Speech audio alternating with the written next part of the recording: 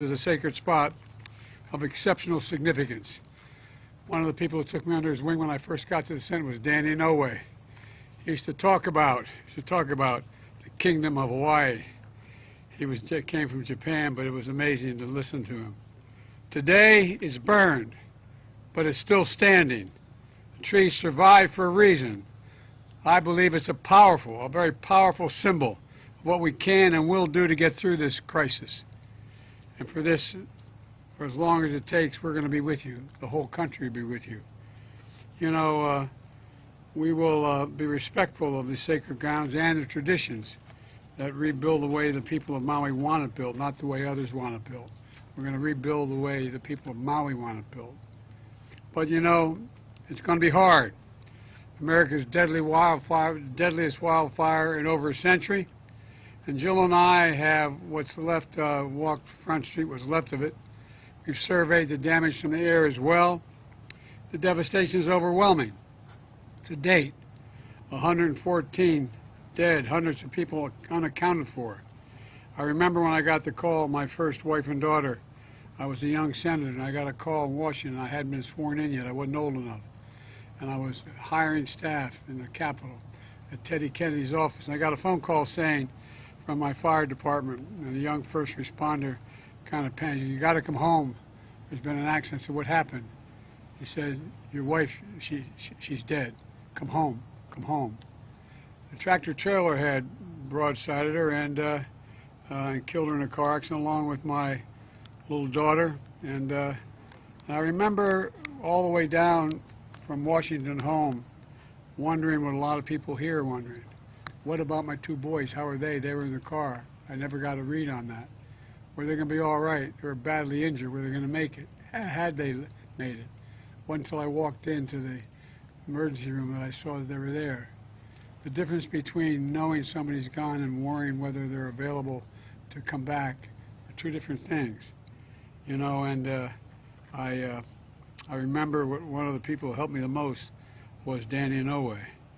He helped bring me back, so I know the feeling that as many of the people in this town, this community, that hollow feeling you have in your chest like you're being sucked into a black hole, wondering, will I ever get by this? You know, and it's one thing to know, but it's quite another thing to have to wait to wonder whether your family member is going to be okay. Imagine being a parent wondering whether your child is, where it is. I remember, as I said, you know, press reports of grandfathers crying for lost neighbors while trying to be strong for the ones who survived. Of a woman distributing clothing to survivors who says she didn't lose her home, but she lost her hometown. But I also want all of you to know the country grieves with you, stands with you, and will do everything possible to help you recover, rebuild, and respect culture and traditions when the rebuilding takes place. My administration has been in constant contact with the governor and congressional delegation and local leaders. As soon as I got the governor's request, I signed the major disaster declaration that mobilized the whole of government response, which means whatever you need, you're going to get. For example, the Coast Guard and Navy immediately supported maritime search and rescue operations, while the Army helped fire suppression. Here's what we've been doing since. First, we focused on search and rescue, which is still going on. Right now, there are over 450 search and rescue experts working round the clock. Second, I've identified FEMA's Administrator Griswold to lean forward, as she always has done, to help survivors get immediate aid. FEMA's quickly provided 55,000 meals, 75,000 liters of water, 5,000 beds, 10,000 blankets, working to help remove the debris, repair roads, and restore power. Additionally, my Department of Housing and Urban Development is working with the state to make sure survivors can move from emergency shelters into temporary housing to finally have a permanent place to call home as well. Small Business Administration is making low-interest federal disaster loans available to Hawaiian businesses. Many of them we've seen here burned to the ground. Homeowners and renters and nonprofits. If you need help, you can visit FEMA's Disaster Recovery Center at Maui College or go to disasterassistance.gov. Disasterassistance.gov. Today, I'm appointing Bob Fenton, who's here. Where are you, Bob? they're appointing Bob Fenton as our Chief Federal Response Coordinator for Maui to lead our long-term recovery work. He's one of the nation's most experienced disaster response and recovery experts in America. And I'm directing him to make sure the community has everything the federal government can offer to heal and to rebuild as fast as possible. And we're focused on what's next. That's rebuilding the long term, rebuilding for long term, and doing it together to help get us back on our feet, to rebuild the way we want to rebuild, by making sure your voices are heard, by respecting your traditions, by understanding the deep history and meaning of this sacred ground, and establishing your community not to change its character, but reestablish it. We're also going to bring capabilities to help you rebuild so your critical infrastructure is more resilient in the future. All this matters. Let me close with this. From stories of grief, we've seen so many stories of hope and heroism, of the aloha spirit. Every emergency responder put their lives on the line for us, save others. Everyday heroes, neighbors helping neighbors, Native Hawaiian leaders offering solace and strength, and this banyan tree. One called it the diamond in the rough of hope. Another referred to fire cannot reach its roots, what he said. Fire cannot reach its roots. That's Maui. That's America.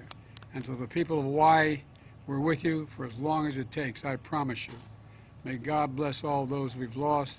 May God find those who we haven't determined yet. And may God bless you all. May God protect our troops. Now I'm going to happy to turn this over to the Governor, Governor Green.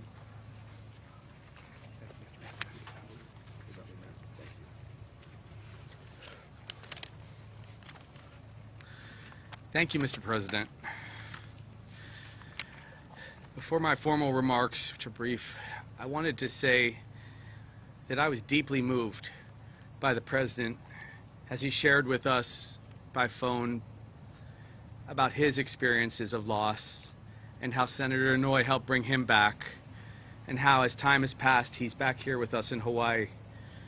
You could feel a deep, deep commitment to playing that forward and caring for our people. So, thank you, Mr. President. Friends, we've been through so much together in recent years. We had 3 years of the COVID pandemic, which left us isolated. We've had volcanic eruptions in 2018 and 22, which ravaged Big Island, and there are scars here in our people's lives from opioids and homelessness. But none of this has been as tragic as the fire in Lahaina, which over these past 13 days has come down on us like a mountain. The amount of loss we've experienced in such a short time will be difficult for us to even fathom, but we'll hold each other up. Our hearts are broken and we'll heal.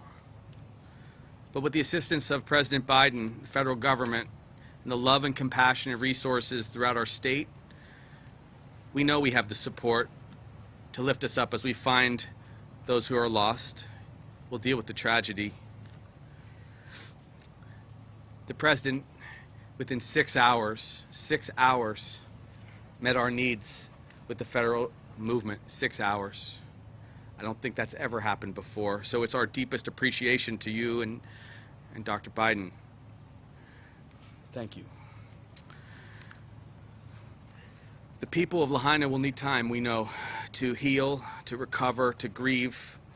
And thank you, Mr. President, for understanding that and for sharing, as we've shared, that Lahaina belongs to its people, and we're committed to rebuilding the way the people of Lahaina want. We want to emphasize that again. This land is for the people of Maui, and it's reserved as they return and rebuild. So we've instructed, with the wisdom of the President and the wisdom of other first responders and FEMA, to reach out to our Attorney General and enhance criminal penalties for those who would take advantage of our victims. She will share more about that in coming days. Right now, I want to speak to the world. When I say this, of course no one can travel to West Maui right now. We will share when that is possible again. Only returning residents and authorized emergency relief workers should come here now. But all of the other areas of Maui, friends, and the rest of Hawaii are safe. They're open, they're available. The mystique and love here, the aloha, is here for you. And the reason I say that is because when you come, you will support our local economy and help speed the recovery of the people that are suffering right now. The thousands and thousands of family members that may have had loss who will still have to care for the others that remain. Briefly, to support those who have been affected by the fire, the American Red Cross has stepped up. Please support them. They're supporting our people. The Hawaii Community Foundation, again, another place you can lean in. We will assure that those resources go to the people that are suffering. Finally, there may never be another time in our state's history, ever, when we need to summon the spirit of aloha as deeply as we summon it today. So for the good of everyone who has been impacted, share aloha. Thank you for making that a part of what we are. The world is watching, and we will show them the true strength of our culture, our people, and all that we believe. And as they watch us heal, protect, and nurture one another, the world will be reminded why it loves and embraces Hawaii, and we embrace it. Aloha.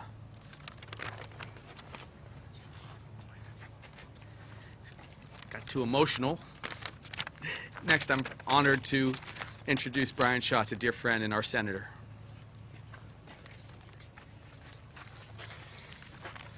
Aloha. Although we wish the circumstances were different, we do want to say mahalo to the President and the First Lady and welcome for making this historic trip in our time of need. We in Hawaii have been through hurricanes, tsunamis, volcanic eruptions, but we've never seen such a robust federal response. Thank you.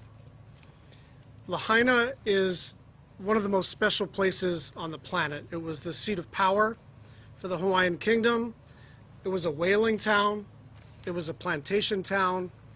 And most recently, a vibrant, multicultural coastal community. And it was gone in an instant. These fires have completely devastated families and communities, and the loss is unimaginable. We mourn parents, grandparents, and kids, aunties and uncles, friends and neighbors. To the first responders who put their own lives at risk to save others, and to everyone on Maui who has been working around the clock to help this community while your own lives have been turned upside down, mahalo. Please know that we are going to do everything we can to get you the help that you need. This is the deadliest natural disaster that Hawaii has ever seen, and as a result, this is the biggest federal response that Hawaii has ever seen. But we will need more support from everyone. The Maui community will pull together and chart its own future, but the scope of this tragedy means that we will need everyone in Hawaii and across the country. The work will continue, and we will be there every step of the way. I'd now like to introduce my partner in the United States Senate, Mazie Hirono. Thank you. Mr. President, First Lady, thank you so much for being here to listen to the local people and to see for yourself the devastation that will require a lot of federal resources. Mr. President, you and Vice President Kamala Harris were among the first people to call me in the early days of this growing disaster. And the fires that raced through this town consumed practically everything in its path. Lives were lost. Our hearts go out to all of the people who lost loved ones and who lost everything in a matter of minutes.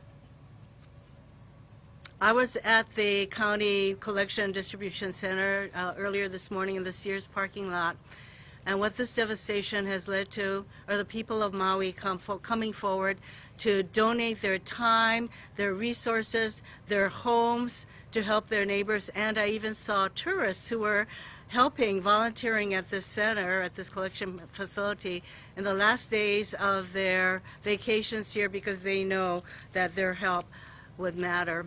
And of course, the federal family of agencies, starting with FEMA. Bob, you have been through many of these disasters. You are a person who will help us recover. So all of our family of federal agencies, FEMA, the Department of Defense, Interior, HUD, Army Corps of Engineers, SBA, they were all here from the very beginning to provide the help that we need. And my hope is that Lahaina and the upcountry will rebuild in a way that we will listen to the people here. And that hope is represented by this banyan tree that stands here. While all around things burn, the banyan tree stands, and it is a symbol of hope. And when I talk with the arborist who is here to make sure that this tree survives, he said that the tree will tell us what it needs, and our job is to listen. And that is our job, to listen to the people of Maui, to listen to the people of Lahaina as we rebuild. Mahalo nui loa to all of you who are here, and most especially to the President, First Lady. We will rebuild, and we will rebuild listening to the voices and the values of the people here. Now I turn to Jill Takuda, our newest member.